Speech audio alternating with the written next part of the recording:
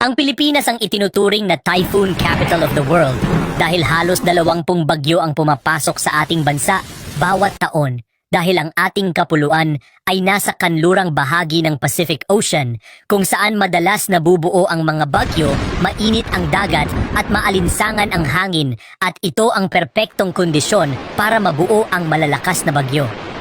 Ang mga hanging umiihip mula sa Pacific ay dumaraan direkta sa ating kapuluan. Kaya kadalasang tayo ang unang naaapektuhan bago pa man makarating sa kalapit na bansa. Ngunit hindi lahat ay naglalandfall. Sa 20 bagyo kada taon mga 5 hanggang 9 lang ang talagang tumatama sa lupa, ang iba ay dumaraan lang sa dagat sa loob ng Philippine Area of Responsibility. Alam mo ba kung bakit tinatawag na delikado ang Pacific Ring of Fire? Ito ang tinatawag na apoy na singsing na nakapalibot sa buong Pacific Ocean. Pero hindi ito literal na apoy. Ito ay isang belt o hugis singsing na binubuo ng mahigit 75% ng lahat ng bulkan sa mundo. Sa lugar na ito, madalas nagbabanggaan at gumagalaw ang mga tectonic plates. Dahil sa paggalaw na ito, nagkakaroon ng malalakas na lindol at pagsabog ng bulkan.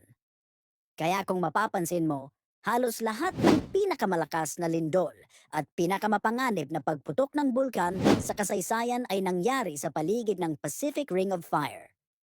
Kasama rito ang Pilipinas. Ang ating bansa ay nasa mismong gilid ng Ring of Fire, kaya madalas tayong nakakaranas ng lindol at mayroon tayong mahigit 20 aktibong bulkan tulad ng Mayon, Taal at Pinatubo.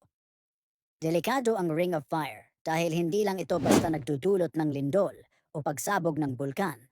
Maaari rin itong mag-trigger ng tsunami na sobrang mapaminsala lalo na sa mga baybayin. Sa madaling salita, ang Pacific Ring of Fire ay parang isang higanteng alarm clock ng kalikasan. Hindi natin alam kung kailan tutunog, pero sigurado tayong may epekto ito sa buhay ng milyon-milyong tao.